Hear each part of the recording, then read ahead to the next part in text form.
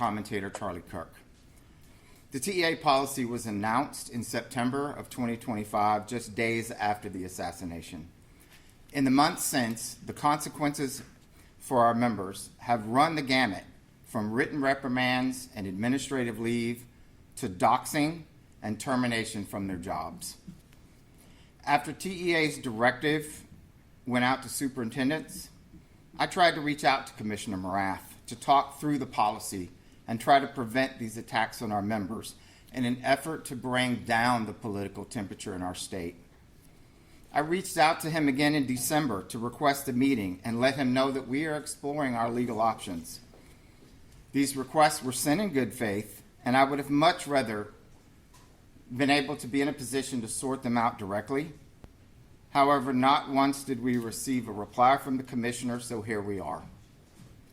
We didn't want to have to take this to court, but he should know by now that we will leave no rock unturned when it comes to protecting our members and their constitutional rights.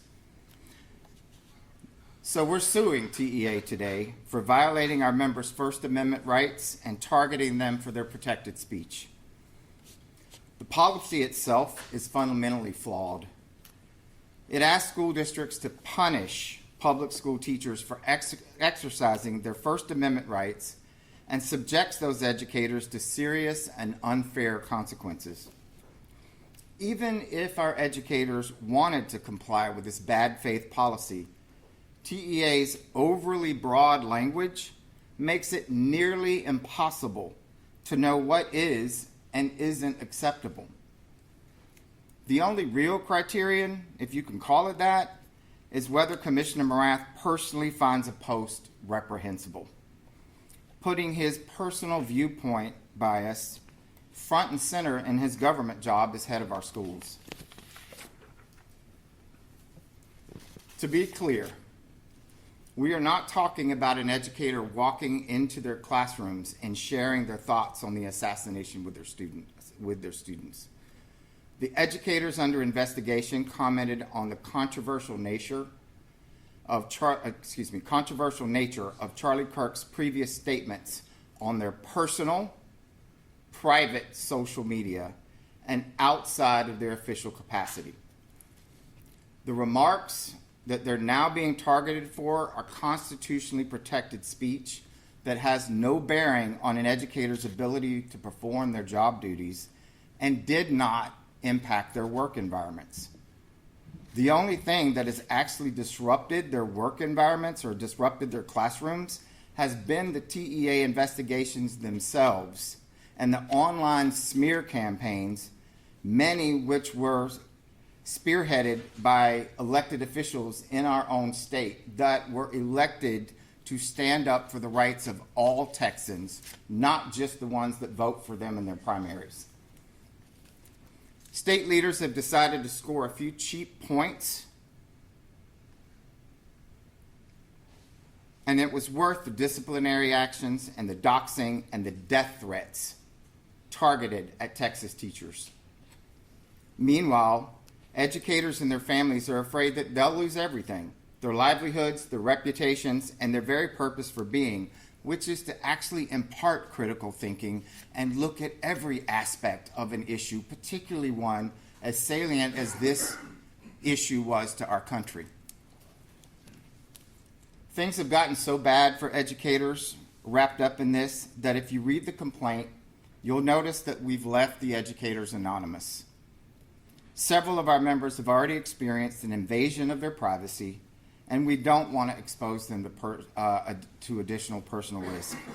That's why you don't see an educator standing up here with us today.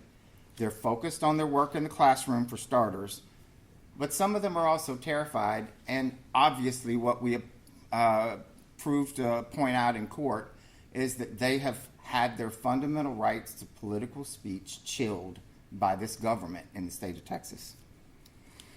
In closing, we filed this lawsuit because educators don't give up their constitutional rights when they take on their first teaching job. And we'll make that case and defend our members in court if that's what it takes. Now I'd like to turn it over to our national affiliate president, Randy Weingarten. Randy. Thank you, sir. So I'm here today. I'm not a Texan, as you all know. I'm a New Yorker. I'm here today to support our members, to support our colleagues in Texas AFT, to support Zeph, and to make sure that teachers around the country know we have their back. What we're doing here today, and I very proudly wear the American flag. I am a patriotic American. I believe in American values, and there is no more fundamental of fundamental rights in our Constitution than the right to express ourselves peacefully and nonviolently. Educators don't lose those rights, those fundamental rights, when they teach in classrooms. In fact, most educators go into teaching because they believe in America and America's fairness and America's goodness and America's democracy. And so educators that day, that heinous day that Kirk was assassinated, they were in their classrooms working like they do every day, devoting their lives to meet the needs of kids. And what they needed from the superintendent was they needed advice and counsel about what you do when the entire world now sees an assassination in a completely age-inappropriate way on every social media channel there is. They needed their superintendent in the state to give some advice and some clarity on how we make kids feel safe the next day, how we help their parents, how we help each other, since it terrorized everyone. And instead, what happened was it got blame and shame and a star chamber. And so at the heart of this case, it is about Mr. Morath's actions and continued actions and the danger that it's doing to an environment of teaching and learning, not just for the more than 300 people who have been investigated, but what it means in terms of how do you teach? How do you deal with issues that are tough, that are hard? And so let me be crystal clear. Speaking for the AFT, both the AFT and Texas AFT denounced political violence. We abhor political violence. We denounced it within minutes. I denounced it within minutes of when I saw it. We denounced Charlie Kirk's assassination. We denounced violence after Uvalde. We denounce violence. We denounce violence after Rob Reiner's death, after Melissa Hortman's death. But today, and what happened in the next few days, wasn't about violence or denouncing violence.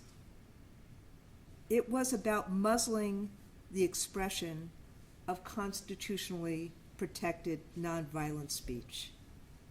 So the governor of Utah did what so many of us did, but he did it brilliantly. He tried to de-escalate. He tried to bring people together, as he was also doing what they had to do to find the killer, and tried to find a way, like former presidents of the United States that same day, how do we bring people together?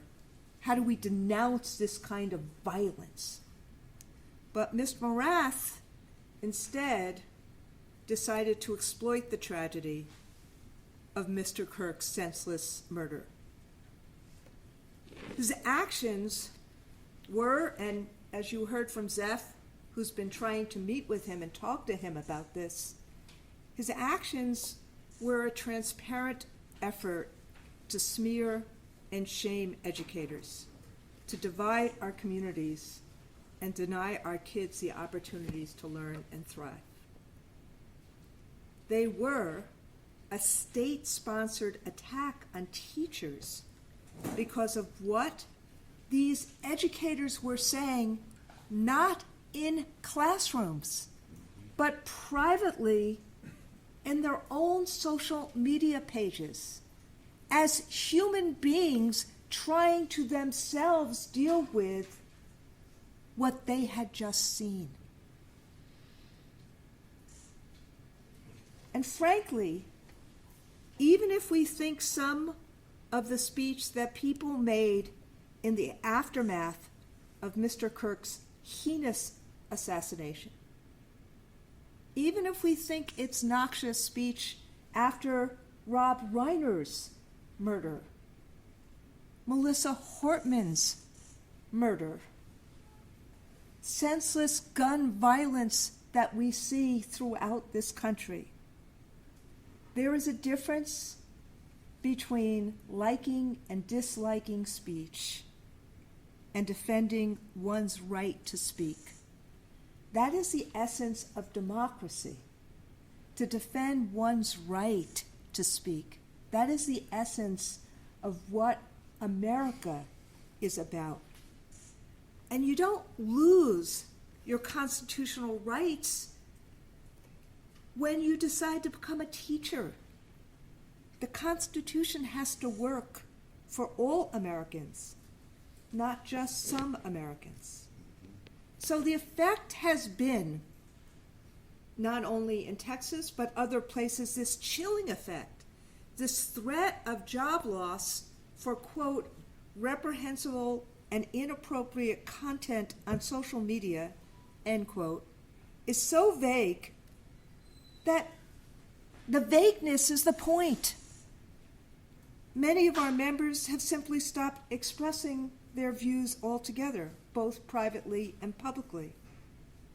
And you already see it, as F said, that the plaintiffs in this case are anonymous because of fears of invasion of privacy, of doxing, of further retribution.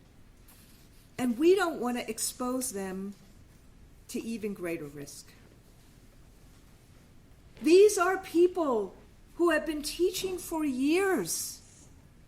Judge them by how they teach, not by their views, their private views of what happened in a terrible, traumatic assassination. There are concrete career consequences for our members.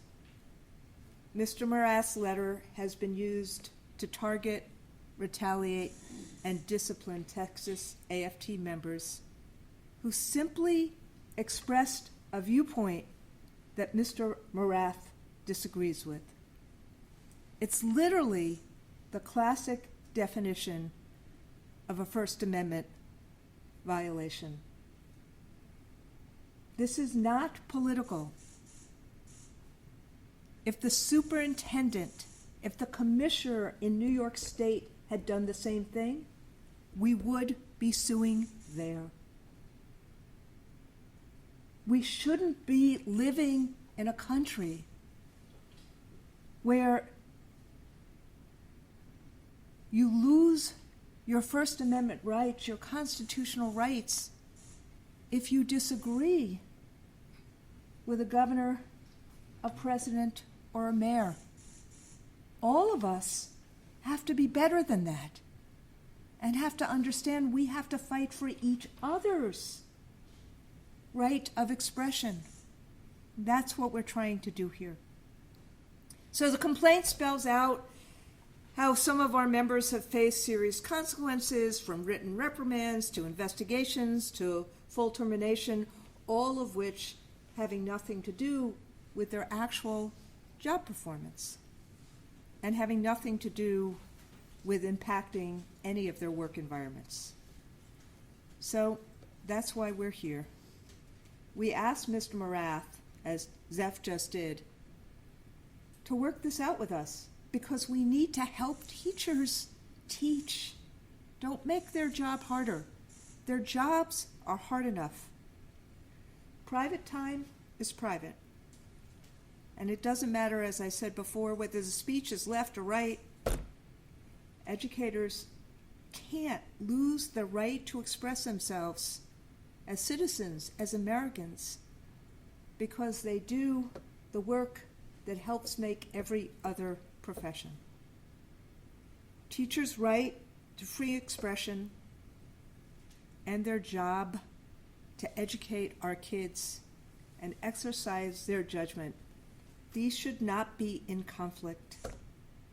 We need to have the same rights, school teachers, as every other American, and that's why we're in court today. Thank you. Thank you, Randy. And in closing, before we move to questions, none of this happens in a vacuum. It all happens in context. And I just want to remind everyone here today, something that not one of our educators, and I would dare say our parents and most of our students, forget every single day that they walk into a school in the state of Texas. They walk into a school in the state that has the most instances of gun violence in our country. And if you do not think that that has a direct impact on the social, on the emotional well-being of everybody in that classroom and not just the teacher, then we have a priority issue that we need to discuss in the state of Texas. All of this time, all of this energy could have been focused on making everyone safer rather than cheap political points that do nothing but make our entire environments worse. That's what educators were thinking about when this happened. And it's what they think about, it's what they thought about when Uvalde happened, it's what they thought about when Santa Fe happened, it's what they thought about when South Dallas happened. And I'm deeply concerned of what they're going to be thinking about and what is going to be the recourse to even feel like they have a voice in what happens to them every day the next time it happens in one of our schools in the state of Texas. Because we've chosen to do no more today than we did after Uvalde, no more today than we did after Santa Fe. Thank you. We'd open it up to questions. I wanted to make sure everybody knows as well, too, you should have received a stamped copy of the full media release in the media, the full lawsuit in the media release that was released. So we'll take questions from the court. I'm Kelly with KXAN. I have a question. How does Texas compare, the way that they handled this, how do they compare to other states? So there's two states, there's only two states actually, where state superintendent went out immediately and sent a memo that essentially said, we welcome complaints of reprehensible conduct so that we can fire teachers. I'm paraphrasing, and those states were Florida and Texas. Every other state, and we were in touch with leaders for the next several days because everybody wanted advice about what to do, how to help, as Zeph just said, how to help kids remember those few days. Everybody saw, Charlie Kirk was on a campus answering questions, and he was assassinated. Just think about what happened, those people who remember what happened when JFK was assassinated. People remember it was etched. And lots of teachers and lots of parents were trying to figure out, how do we support our kids? There were a lot of us that were doing things all over. I wrote a memo to the field that night about how to de-escalate. That's what superintendents should be doing. How do we de-escalate? How do we find a way that we bring together American values, that the goodness of people outweigh the bad, How do we deal with people who are traumatized? That's what a lot of leaders were doing. That not all, as we know, but I don't really want to get political. That's what a lot of leaders were doing, right, left, and so over the course of the next few days, we saw pockets of issues where somebody was trying to fire teachers. Even after the vice president had a podcast saying, we'll fire people who said bad things about Charlie Kirk, most superintendents and most school districts basically were like, no, let's get back to business. Let's figure out how we make people feel safe, how we deal with these things. So that's why those two were really outliers. What specifically are you asking the court to do in this matter? Thank you for asking that question. We're asking for an injunction to basically stop this kind of retaliation and stop this. I mean, we're not asking for money damages. We're asking for an injunction to stop the conduct, and we're asking Mr. Morath to write a different kind of memo about what to do in situations like this. Are you asking for teachers in fire discipline to have those firings or disciplinary actions reversed? Yes, but we have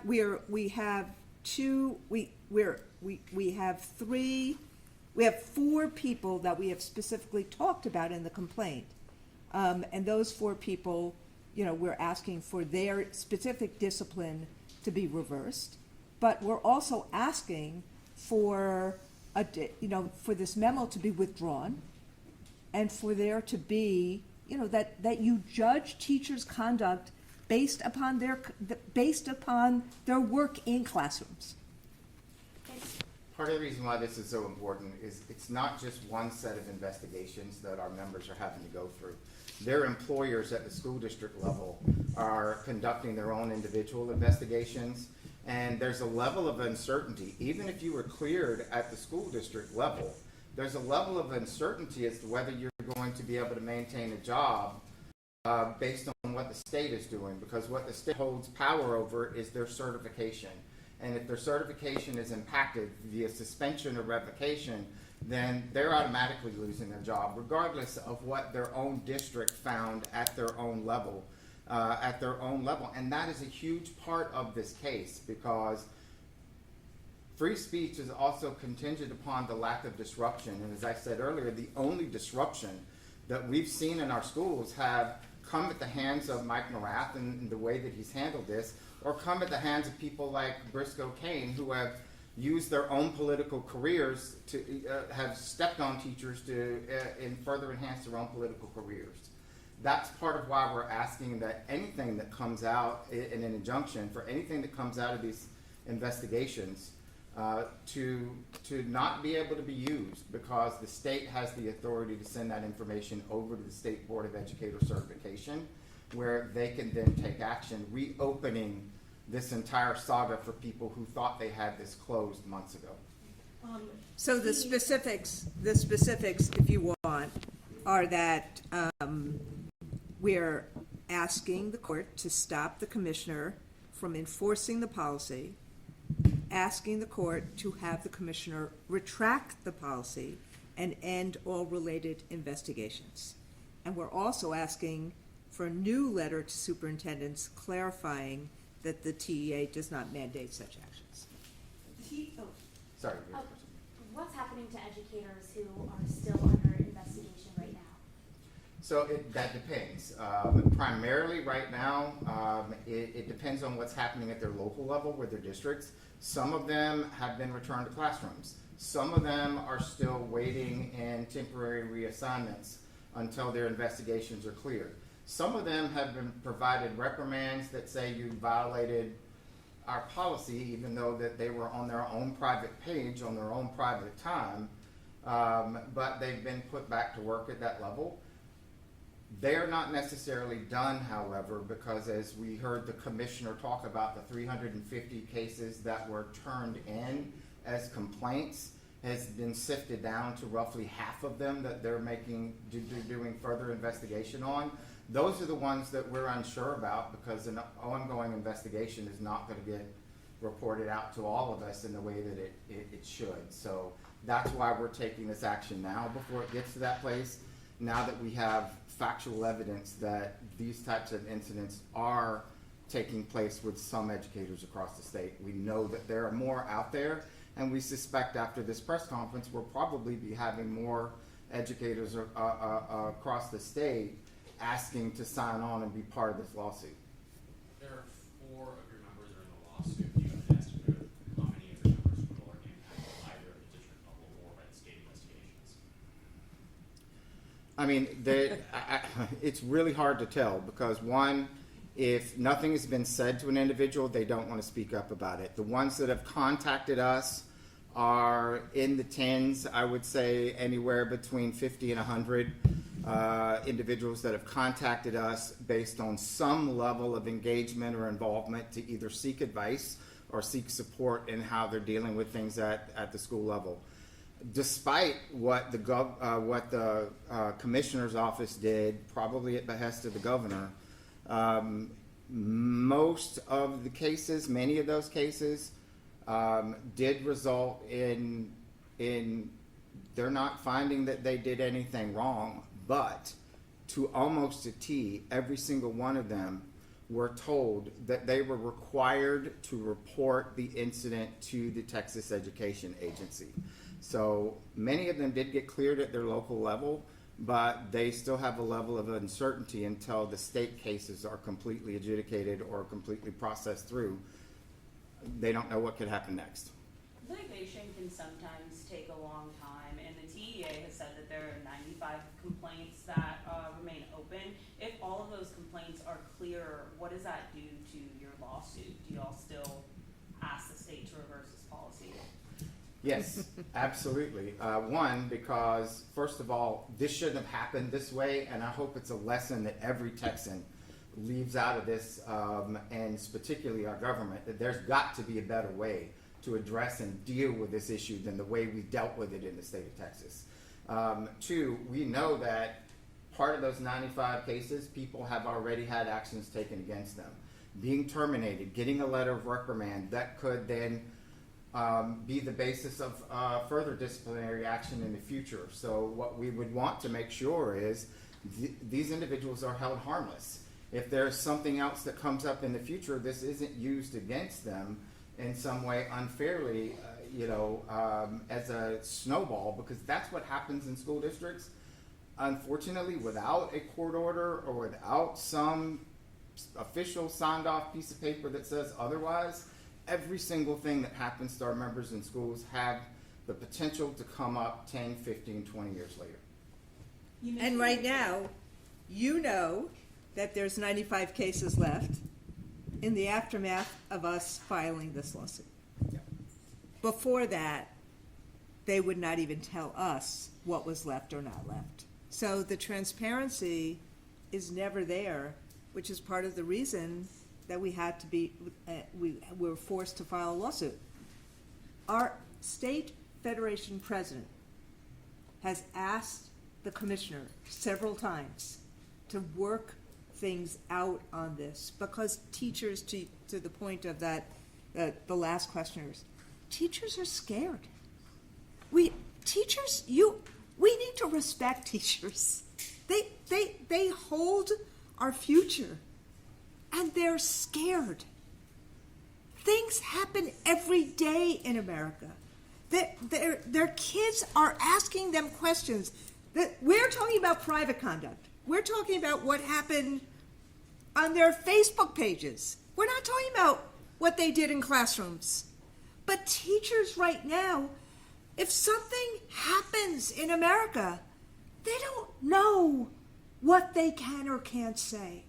You don't want to put anybody in that situation. You want teachers to have the confidence to use good judgment, to be able to actually help answer students' questions. And what's happening right now is this long arm of the state pulled out private social media. where somebody might have said, why are we not having the same kind of conversation about what happened at Uvalde? I mean, this is what we're talking about here. And so that's, so they have this hanging over their head for what could be forever. That's why we're asking for the policy to be rescinded. And for everyone who's been involved in this, there's an issue in conduct in classrooms. That's one thing. This is private conduct. Can you put a finer point on private social media? Are you talking about pages that are only open to like friends or people they let in, or is it any social media that can go out? Well, it's, if someone, look, we have now suggested to people that they should change their settings in their Facebook pages if they intend it to be just private for their family or friends. Some of this conduct was that, and somebody saw it and used it anyway, took a picture, used it, and it was clearly completely private. But with all respect, most of our members never thought about changing the settings on their Facebook pages. Never thought about it. They intended it to be, to their own social media, but they never thought about it. I mean, some teachers will, so their students don't, interact with them. I've got, teachers in my family that Right. disguise their names. Sure. I mean, we in the few days that followed, we did all sorts of professional development of how you make your, social media private.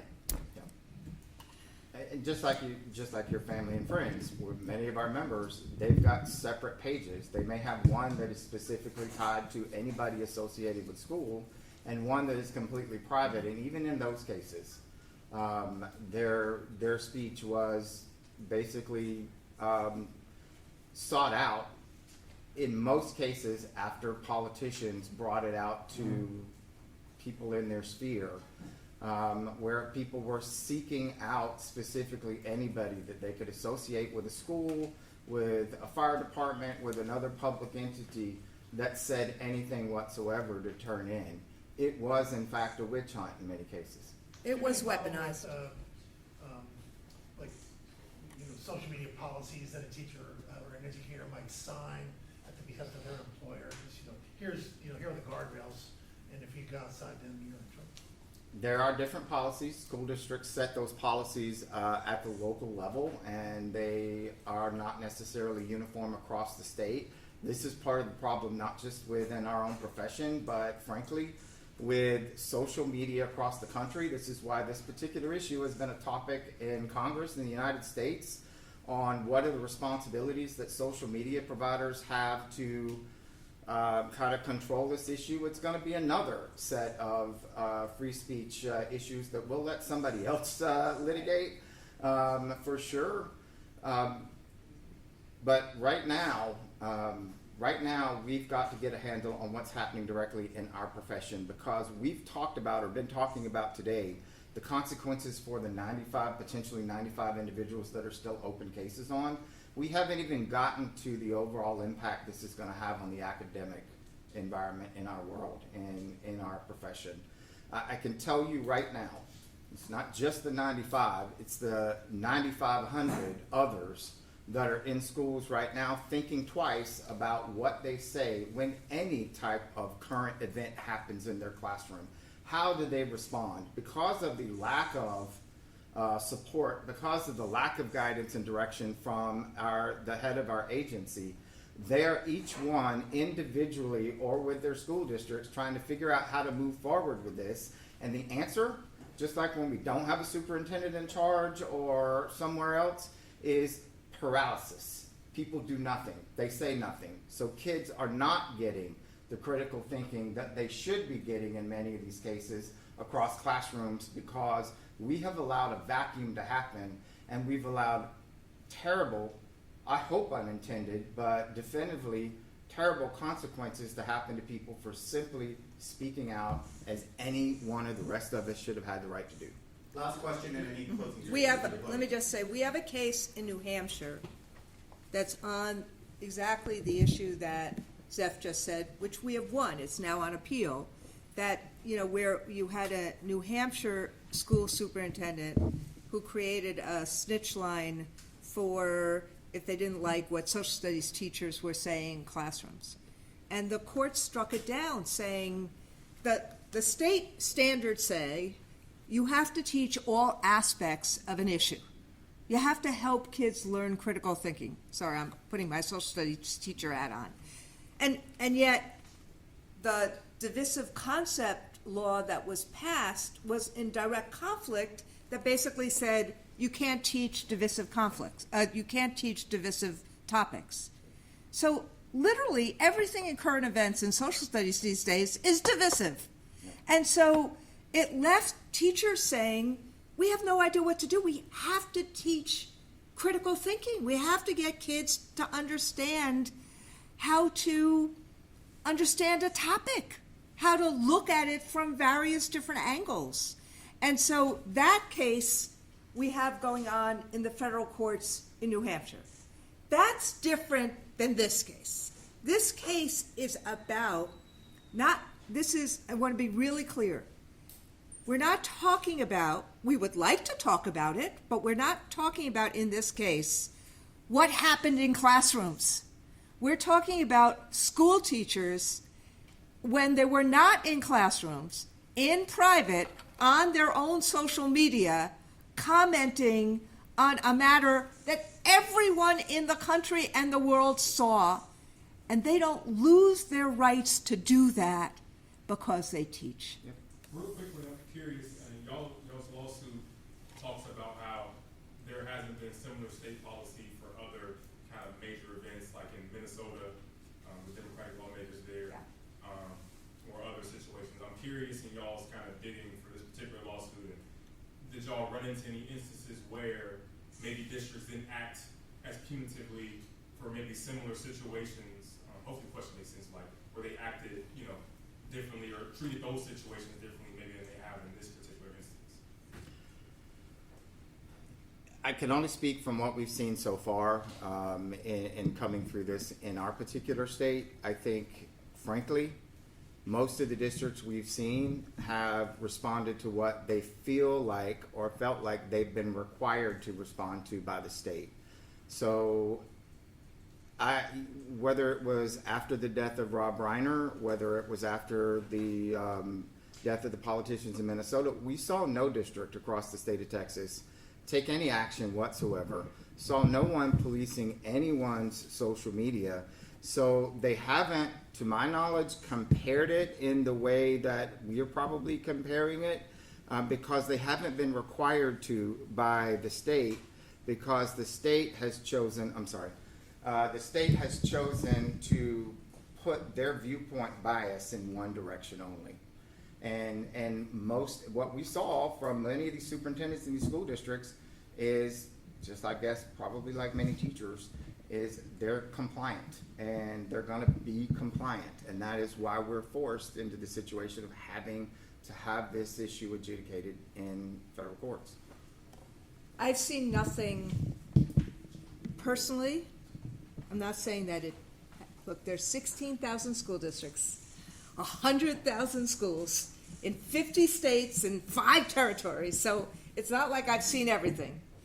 I've never seen what the Commissioner of Education in Florida or in Texas did in the aftermath of Kirk's assassination. I've never seen something in modernity. Mm-hmm.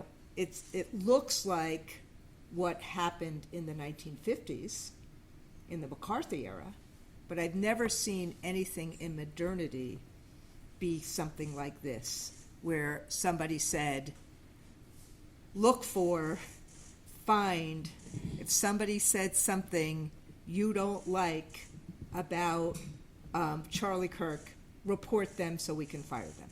Essentially, that's what they said. Thank you. Thank you very much.